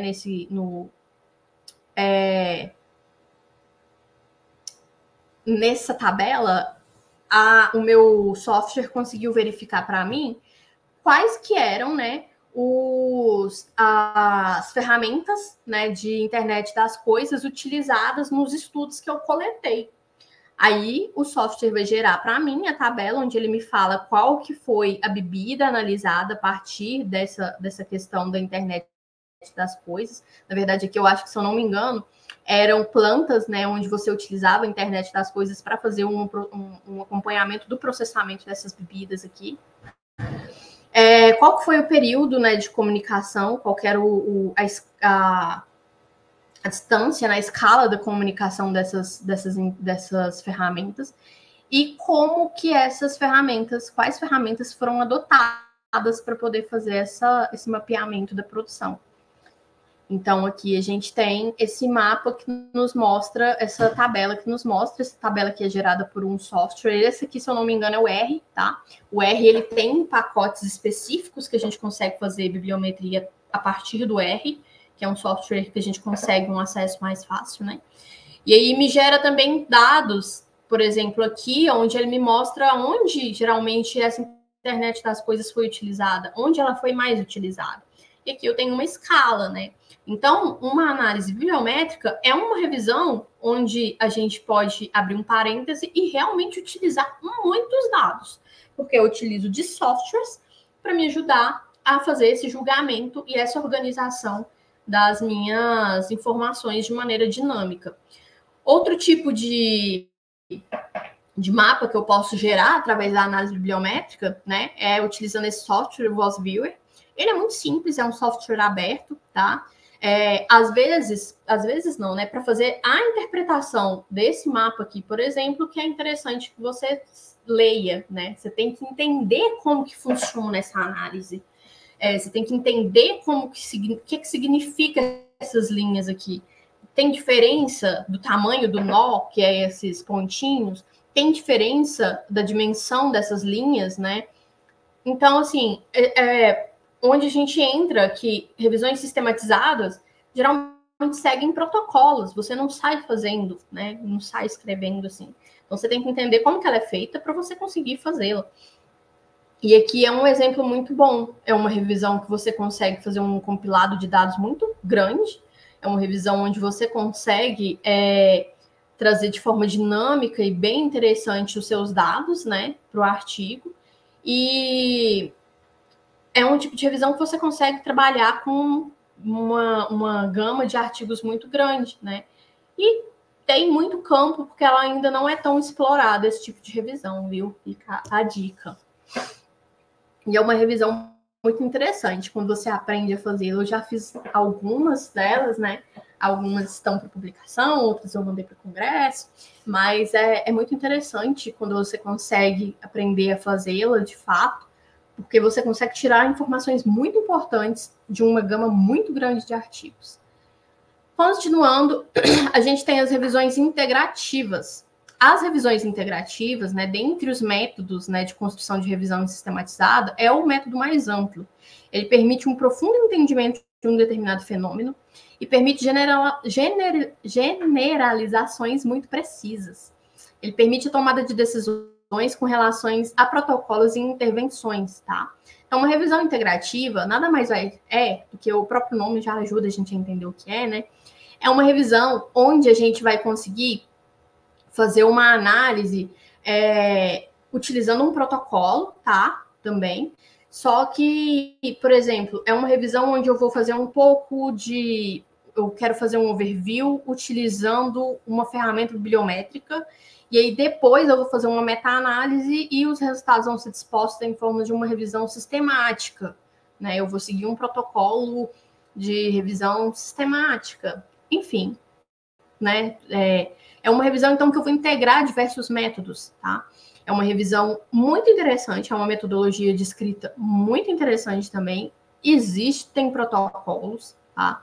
Eu fiz até careta, né, quando eu falei, eu vou dispor como uma metodologia sistemática, porque eu nem acho que isso seja possível, mas existem protocolos para a construção dessas revisões integrativas, e é muito interessante que você pesquise eles, que você conheça como essa revisão ela tem que ser descrita, tá? Eu já participei de comissão de julgamento de trabalho e de trabalho científico, né, para evento, e a pessoa tentou, né, colocar lá que ela tinha feito uma revisão integrativa sobre um determinado tema. O que é o problema? Ele deu o azar que eu conhecia. Na época, eu confesso que eu não tinha tanto conhecimento sobre o que era revisões integrativas. Eu nunca tinha escrito uma, nunca tinha parado para ler sobre como escrever uma. Mas eu percebi que o que ele tinha feito não era bem uma revisão integrativa. E aí foi onde eu fui procurar, né, e tal, e depois, né, hoje em dia eu já escrevi uma, então eu já conheço um pouco mais do protocolo. E aí eu verifiquei que não era, né? Aí eu até sugeri, não, tudo bem, seu trabalho tá bom, tal, tá ótimo, revisão, só porque você não pode colocar esse nome. Ela não é uma revisão integrativa, você não pode classificá-la como uma revisão integrativa. Sugiro que você coloque esse escopo. Aí entra de novo aquele dado, aquele erro do escopo. A gente não pode simplesmente sair colocando que a nossa revisão é uma revisão sistemática só porque eu acho esse nome bonitinho. Existe um protocolo para uma revisão ser chamada de sistemática, né? Se eu não obedecer esse protocolo, vão me barrar, não vão deixar publicar? Nem sempre, talvez até publica, sabe? Só porque é, de novo, aquela questão. A gente tem que ter muita responsabilidade com o que a gente coloca o nosso nome, com o que a gente publica com o nosso nome, a evidência que a gente está gerando, né? A gente tem que tomar muito cuidado com essa evidência que está sendo gerada. Então, se a gente tem conhecimento, por que não segui-lo, né? Então, uma metodologia integrativa, ela exige um protocolo rígido de construção do texto e ela tem um alto rigor metodológico que deve gerar resultados reprodutíveis. De novo, foco na reprodutibilidade. Ela permite a inclusão de estudos com diferentes abordagens, então eu posso fazer um estudo quantitativo, um estudo qualitativo, e aí, por exemplo, quando eu vou fazer uma análise qualitativa e eu não tenho indicadores numéricos para eu fazer uma estatística, fazer uma meta-análise ali, eu posso fazer uma revisão integrativa, tá? Ela me permite que eu faça abarque uma revisão qualitativa, coisa que uma revisão sistemática, por exemplo, não permite, tá? Revisão sistemática, geralmente, ela é quantitativa. E ela me permite também a questão dos cortes temporais, que é igual eu estava comentando. Eu vou fazer uma revisão sobre as metodologias, as inteligências artificiais aplicadas à indústria de alimentos. Eu não posso fazer uma revisão sistemática, eu não posso chamar de revisão sistemática, porque não faz sentido eu não aplicar um corte temporal. A revisão integrativa me permite aplicar corte temporal, tá? A revisão integrativa, ela me permite não usar a literatura cinzenta, por exemplo. O que é a literatura cinzenta, Lohane? Literatura cinzenta, gente, é tudo que não é artigo ainda. É um texto científico, é um estudo de corte publicado, como uma dissertação, como uma tese, como um resumo de congresso, mas não é um artigo. Isso é uma literatura cinzenta, tá? Então, a revisão integrativa, ela não exige que eu faça essa busca da literatura cinzenta. A revisão sistemática ela exige. Então, a revisão integrativa, ela tem um método robusto, muito bom para você gerar uma evidência forte, mas ela me permite incluir alguns tipos de estudos que as revisões sistemáticas não permitem, e ela me permite aplicar alguns tipos de corte que façam com que minha revisão tenha um pouco mais de sentido que a revisão sistemática não permite. Aí, partindo para um próximo tipo de revisão, é uma revisão de escopo, que nada mais é do que uma revisão sistemática. O escopo da revisão de escopo é muito bem estruturado. A metodologia também é muito robusta, tá? Tem guias e guias e guias de como se faz uma revisão de escopo. É muito bem descrito e tem que se seguir para falar que é uma revisão de escopo. Elas são utilizadas para sintetizar evidências disponíveis sobre uma pergunta de pesquisa que é bem ampla e complexa. Por quê? Quando eu vou fazer uma revisão sistemática, gente, revisão sistemática geralmente, como eu falei, é quantitativa. E para gerar uma evidência forte, eu vou fazer uma revisão sistemática com meta-análise, em rede ou simples. Meta-análise, como eu já falei, é uma estatística robusta. Você tem que aplicar uma estatística robusta para poder fazer, né? Isso depende de software. Geralmente, então, você não consegue fazer essa meta-análise com uma quantidade muito grande de estudos. E você não consegue gerar, você não consegue chegar numa conclusão também que vai gerar uma evidência interessante no final. Então, geralmente, a minha pergunta de pesquisa, ela tem que ser muito bem definida para fazer uma meta-análise, para fazer uma revisão sistemática. Ela tem que ser muito bem delimitada, para eu não ter um volume muito grande, que pode gerar um viés na minha pesquisa, que pode deixar a minha revisão sistemática mais fraca, né, com um impacto mais fraco. Agora, a revisão de escopo, ela me permite uma pergunta ampla. Por que é interessante na revisão de escopo? Eu quero saber o que tem escrito na literatura até então sobre isso. Tem uma lacuna? Vamos supor, eu quero descrever como que é feita a análise de uma bebida nova, por exemplo. Eu, como disse, pelas minhas buscas, né, quando eu fiz lá a minha revisão narrativa mais simplesinha para eu poder ver, eu já vi que não tem tanta coisa. Então, eu tenho que deixar a minha pergunta um pouco mais ampla para eu poder ver abordagens que eu poderia usar, sabe? Pegar uma lacuna, gerar uma hipótese. A revisão de escopo, ela é interessante neste momento. Você vai utilizá-la neste momento. Então, ela é excelente para identificar lacuna na literatura, né? Identificar lacuna em um determinado campo de pesquisa. E ela pode não gerar conclusões e apenas perspectivas futuras. Entende como é interessante a gente saber os tipos de pesquisa, os tipos de revisões que a gente pode escrever? Porque às vezes a gente está escrevendo a vida inteira, achando que está escrevendo uma revisão integrativa, uma revisão, enfim, vários outros tipos de revisão, e na verdade a gente está gerando uma revisão de escopo, porque é uma revisão onde eu quero verificar, né, o que tem e o que eu posso fazer, quais são as perspectivas. Eu sei que não tem muito, mas quais são as perspectivas? Então, é interessante que a gente tenha esse conhecimento exatamente para esses momentos de decisão, de verificar qual foi o escopo do nosso estudo. Aí, aqui eu trouxe só um exemplo, né, esse site da Joana Briggs Instituto, né, o Instituto da Joana Briggs. É um instituto onde você consegue, que, como eu falei, né, eles geram manuais, então é um instituto internacional que gera manuais de escrita científica. E aqui eles têm tanto os manuais para o desenvolvimento de revisões de escopo, como se a gente olhar aqui no cantinho, a gente tem diversos manuais para diversos tipos de textos científicos, inclusive para as revisões sistemáticas, revisão sistemática com as evidências qualitativas, enfim, tem diversos tipos de revisão. Esse site está sempre em atualização, é sempre interessante você olhar ele. Se a sua intenção é gerar na sua tese, na sua dissertação, algum tipo de revisão sistematizada, principalmente revisão de escopo ou uma revisão sistemática, é por aqui que você vai começar a buscar. É um dos lugares onde você tem que começar a buscar, verificar os guias, verificar se eles estão atualizados e ler. Sentar e ler para aprender, para conseguir escrever a sua revisão com uma evidência bem feita, né? Uma forte evidência científica depois.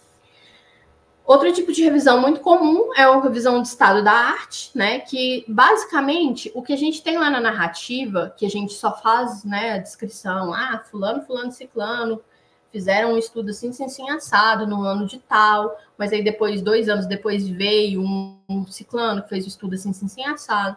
É mais ou menos a ideia aqui. Lembrando que, qual que é a diferença de uma revisão narrativa com uma revisão sistematizada? Aqui a gente tem uma metodologia. As revisões de estado da arte geralmente permitem um pouco mais de uma metodologia um pouco menos robusta, mas a gente tem que seguir uma metodologia e descrever muito bem essa metodologia lá no nosso artigo de revisão, porque eu tenho que ter uma metodologia reprodutível.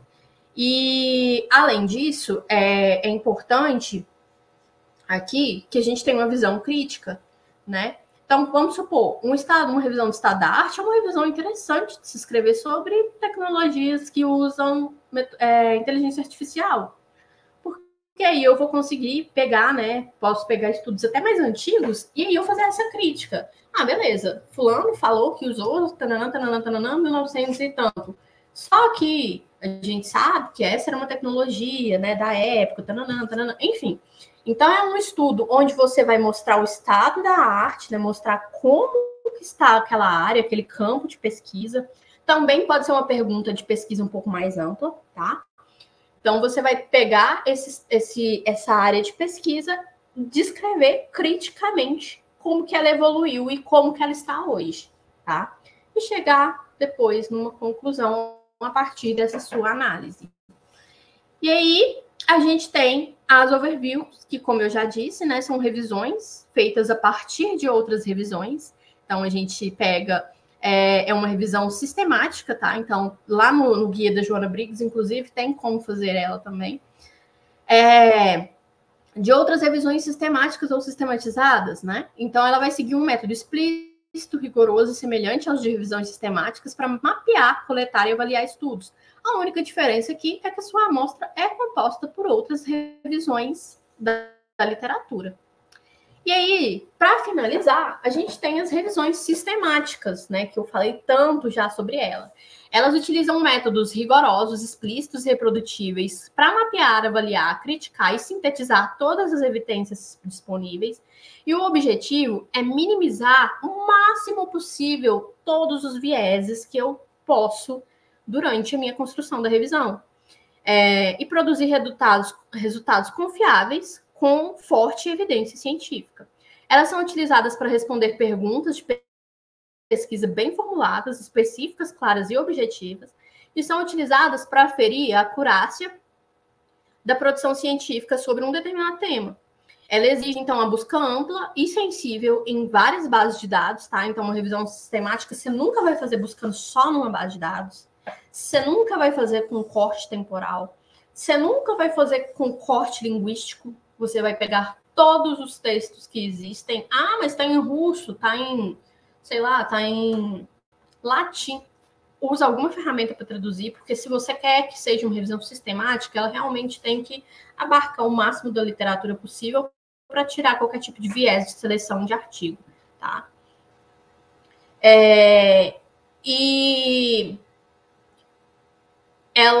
Então, ela vai exigir esse tipo de busca, né, bem ampla, da literatura científica consolidada e da literatura cinzenta, como eu já falei. Numa revisão sistemática, você usa tanto a literatura científica, né, que já está lá publicado, os artigos, está em pré-print, mas já é um artigo, né, quanto a literatura cinzenta, tá? Que é aquilo que ainda não virou artigo, que é um TCC, que é uma tese, que é uma dissertação, que é um resumo de congresso.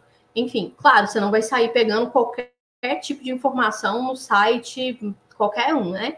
Não, existem bases de dados para literatura cinzenta também, viu? Então, ela recomenda, os guias, né, recomendam que não haja corte temporal e nem de idioma, tá? Existem os protocolos que são revisados periodicamente, como eu falei, né? O Instituto Joana Briggs é um dos institutos que fazem essa revisão, tá? Mas não é só os guias da Joana Briggs que você pode utilizar. Tem outros protocolos também. Não muda muito, tá? O protocolo para revisão sistemática, ele não modifica muito de um instituto para o outro. Então, eles são revisados periodicamente, a produção dessas revisões sistemáticas, e todas as etapas da produção da revisão são rigorosamente registradas. Então, tudo que você fizer enquanto você está construindo uma revisão sistemática, você tem que registrar, tá? Tudo. Eu resolvi, no meio do caminho, tirar uma palavra lá da minha estratégia de busca, um descritor. Registra, tá? Por quê? Porque eu quero reprodutibilidade no método.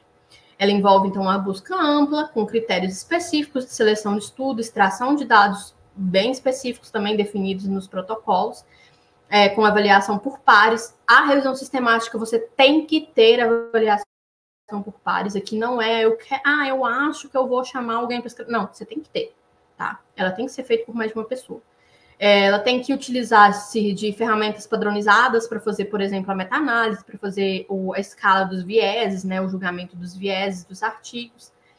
E ela é utilizada para avaliar a qualidade da evidência científica de estudos, né, de artigos incluídos na amostra, através de métodos estatísticos para síntese dos dados, apontamentos de fortalezas e fraquezas, e pode ou não incluir a meta-análise, tá?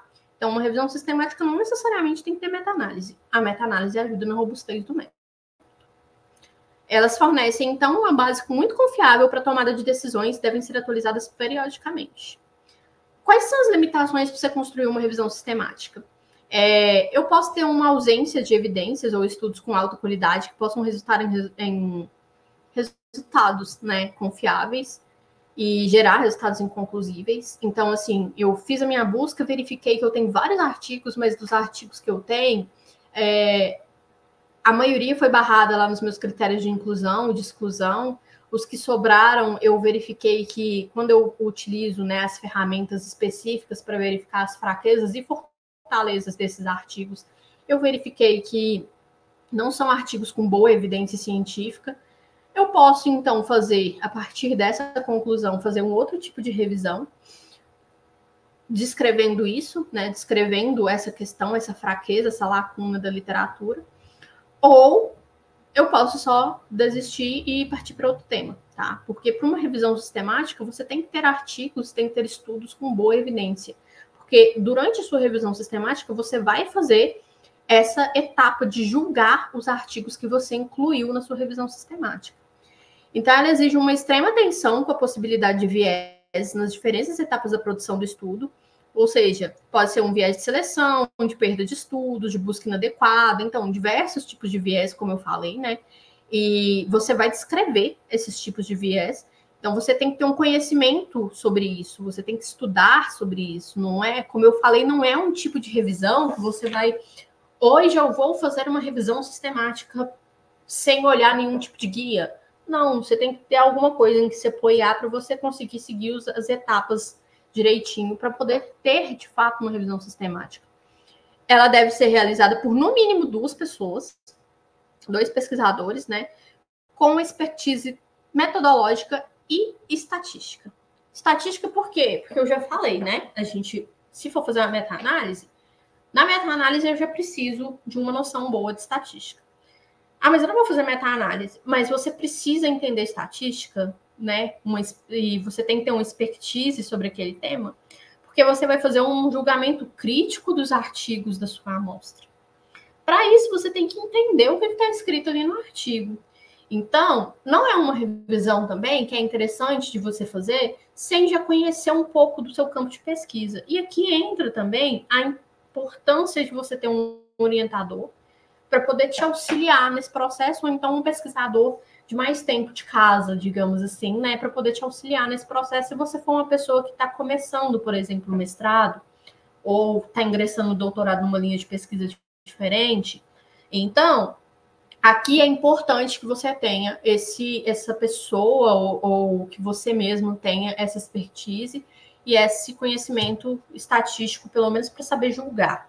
Agora eu vou fazer uma análise a meta-análise. Aí você tem que ter muito conhecimento estatístico mesmo. Aí, entrando rapidinho nos tipos de revisão, a gente tem um tipo de revisão sistemática rápida, que é um tipo de revisão feito apenas em ocasiões muito específicas, porque as revisões sistemáticas, elas passam por um julgamento um pouco mais rigoroso para poder serem publicadas. Uma revisão sistemática rápida eu vou pular algumas etapas da construção de revisão, de uma revisão sistemática. Então, ela vai ter algumas etapas que você vai ver que não preenche uma revisão sistemática que está escrito lá no guia da Joana Briggs, por exemplo. Mas por que ela foi feita? Vamos supor, na época da Covid, era muito comum sair revisões sistemáticas com meta-análise, sem meta-análise, sobre a Covid. E eram revisões rápidas. Por quê? Porque eu não tinha tanto resultado ainda, mas eu preciso, sabe, de compilar esses dados e ajudar a comunidade científica a chegar numa conclusão. Porque era uma causa emergencial. Então, eu faço uma revisão sistemática rápida nesses casos. Então, assim, é um tipo de revisão muito específica e ela só pode ser feita em casos muito específicos. Como eu falei, né, ela omite, então, alguns pedaços, né, algumas partes da revisão e ela pode introduzir vieses nessa questão. Então, por isso a gente utiliza ela só em casos emergenciais mesmo. E ela deve obrigatoriamente ser realizada por um pesquisador com alta expertise. Então, uma pessoa que está começando um mestrado, uma pessoa que está começando um doutorado, que seja, não vai conseguir fazer uma revisão rápida, não que seja publicada, pelo menos. Nada te impede de fazer, né? Mas não que vá ser publicada, tá? É uma revisão sistemática rápida, ela só é publicada quando é um pesquisador de alto renome, de alta expertise sobre a área. A revisão com meta-análise em rede ou simples é a revisão, né, de sistemática com essas meta-análises. A questão da rede ou simples é, como eu tinha explicado anteriormente. Por que você explicou separada a meta-análise, Lohane? Porque não necessariamente você precisa de fazer uma revisão sistemática para utilizar a meta-análise. Você pode fazer um estudo, um artigo de estudo da arte e colocar uma meta-análise, um estado da arte, perdão. Você pode fazer uma revisão integrativa e colocar uma meta-análise. Você pode fazer uma revisão bibliométrica e colocar uma meta-análise. Mas por que não vira sistemática só de ter a meta-análise? Porque tem um protocolo diferente para você fazer uma revisão sistemática. Quando eu sigo o protocolo da revisão sistemática, coloco a meta-análise, ela vira uma revisão sistemática com meta-análise, simples ou em rede. Então, como eu já tinha dito, né, a meta-análise simples, ela vai comparar diretamente duas abordagens e verificar a opção que apresenta maior probabilidade de sucesso de responder a pergunta investigada. Já a meta-análise em rede, ela vai combinar resultados. Quais são as limitações? Ela depende da expertise metodológica e estatística dos autores envolvidos. Então, mais uma vez, você tem que ter um conhecimento estatístico bom. E a heterogeneidade dos estudos deve ser avaliada com rigor para não causar inconsistência dos resultados combinados na meta-análise. Ou seja, eu quero comparar um estudo que foi feito, um estudo de 2 tipos de fármaco, só porque no estudo do fulano, ele fez um estudo randomizado, ele utilizou... não é a minha área, gente, então, assim, eu posso utilizar de parâmetros agora completamente errados, né? Mas ele utilizou um placebo e aí ele fez essa análise com 150 pessoas, né? Agora, o ciclano, ele fez a mesma abordagem, só que ele usou um N bem menor, ele usou só 10, 15 pessoas, por exemplo. Eu tenho que prestar atenção nesse tipo de coisa antes de fazer um julgamento crítico, porque eu posso pegar nessa questão desse viés, né, de que fulano pode ter tido uns resultados melhores, mas o tamanho do N dele é bem menor, né? Uma análise sensorial, por exemplo. O fulano fez uma análise sensorial com 250, né? Um N de 250. Já o ciclano fez com 15 pessoas. Então, a aceitação do ciclano foi maravilhosa, mas a do Beltrano, 250, foi péssima. Mas por quê? Às vezes o N pode influenciar. Não, mas não foi o N. Quem vai saber isso? O analista, o cientista que está fazendo esse texto. Por isso que é interessante você ter essa expertise para você conseguir fazer esse tipo de julgamento. E assume-se que todas as intervenções analisadas são igualmente aplicadas em todas as populações e contextos da meta-análise. Aqui eu trouxe esse quadro só para a gente verificar, então, como que é feita essa abordagem, né, nas metodologias de escrita de análises de artigos narrativos, sistemático com meta-análise, sistemática rápida, escopo e de overview. Então, naquelas etapas lá que a gente tinha, né, da construção de uma revisão, na definição da pergunta, como que é feita a busca, estudos incluídos, seleção de estudos e extração dos dados, avaliação metodológica e o tempo estimado de produção, a gente observa que, por exemplo, uma revisão narrativa, eu consigo fazer ela de 4 a 8 semanas, é uma revisão muito rápida, né? Eu não tenho uma metodologia muito rigorosa, eu não tenho uma metodologia robusta, eu posso fazer uma revisão narrativa só eu e meu orientador nem precisa de estar tão presente, por exemplo. Ou eu sozinha posso fazer uma revisão narrativa, né? Desde que eu tenha consciência da geração dos meus dados, da responsabilidade dessa geração dos dados, né? Uma revisão sistemática, eu já vou gerar ela geralmente de 6 a 12 meses, tá? Assim como a revisão, né, com meta-análise em rede e a revisão com meta-análise simples também. A sistemática rápida, eu faço ela também bem rápido, mas como eu já disse, é um cientista que já tem alta expertise e é só em casos muito específicos. A revisão de escopo, 6 a 12 meses também, E a overview de 3 a 6 meses, geralmente, eu consigo fazer, porque geralmente uma overview você tem um N de artigos, né? O N amostral é um pouco menor, geralmente, tá? E aí aqui, né, esse gráfico depois, essa tabela, na verdade, depois vocês podem dar uma olhada nela com mais, né, com mais tempo. Eu não vou me prolongar muito nela, porque eu já estourei muito do meu tempo. Mas a gente verifica, por exemplo, a questão de quantidade de autores, como que se diferencia dentre esses tipos de revisão, enfim, tem vários critérios aqui que é interessante dar uma olhadinha. E por fim, gente, eu gosto de trazer sempre essa frase, né, porque é algo que eu acredito muito. Por isso, inclusive, que eu coloquei que eu queria que esse fosse um espaço de troca, apesar de, né, eu estar gravando essa palestra e eu nem saber quando vocês vão assisti-las, né? Mas eu acredito muito que sempre há algo novo para aprender e sempre também há algo novo para ensinar. Eu tive esse interesse de fazer cursos, né, e buscar conhecer um pouco mais sobre a questão da escrita científica, porque eu comecei o meu mestrado, eu fiz o meu TCC, né, na verdade, e eu graduei num dia, no outro eu estava matriculando um mestrado. Mas essa questão, né, eu fiz durante a pandemia. Então, assim, a gente já estava saindo da pandemia, mas estava todo mundo remoto ainda. Então, metade do meu mestrado eu ainda fiz remoto. E para não ficar parada, porque eu queria produzir, ou, né, queria já começar a produzir desde o início, eu sugeri para minha orientadora da gente fazer revisão. E aí é aquele negócio, né? Eu sugeri, mas na hora que eu fui sentar para fazer, eu não sei fazer uma revisão. Então foi onde eu tive que buscar, né? Eu fiz mentorias, eu fiz vários cursos, né, para poder fazer, para aprender a escrever melhor, para poder fazer essas abordagens. Eu não sabia que existia esses tipos de revisão, por exemplo. E assim, quando eu aprendi, é aquele negócio, porque a gente tem na graduação as disciplinas de metodologia, nos próprios mestrados, às vezes a gente tem também disciplinas de metodologia de escrita, mas não é uma coisa que você pratica tanto e que, às vezes, durante a graduação, por exemplo, você não tem tempo de se aprofundar naquilo.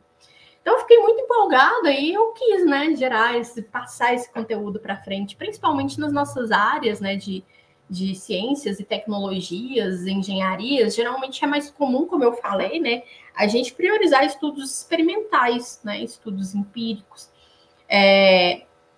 E aí eu achei muito interessante trazer esse tema, né, também, não que não esteja, né, não que as pessoas não tenham conhecimento sobre isso, mas falar um pouco mais sobre isso, porque eu acho importante a gente ter essa noção de que mesmo quando a gente faz uma revisãozinha simples ali, a gente está gerando um dado.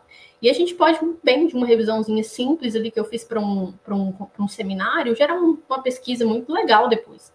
Então, por isso que eu quis trazer, e por isso que eu acredito muito nisso. Sempre tem algo novo para ensinar. E para aprender também, sabe? Então, eu quero me colocar à disposição, né? Aqui está meu e-mail, meu WhatsApp, tá? E também o meu perfil do Instagram. Fico à disposição, caso alguém queira entrar em contato. Depois a gente trocar alguma ideia, tirar alguma dúvida. Eu estourei bastante do meu tempo, né? Eu peço desculpas à comissão organizadora, não sei nem como que eles vão disponibilizar essa palestra, mas eu fico à disposição também, né, da comissão, qualquer coisa. E agradeço muito a atenção de todos vocês. E até mais, até outras oportunidades. Muito obrigada.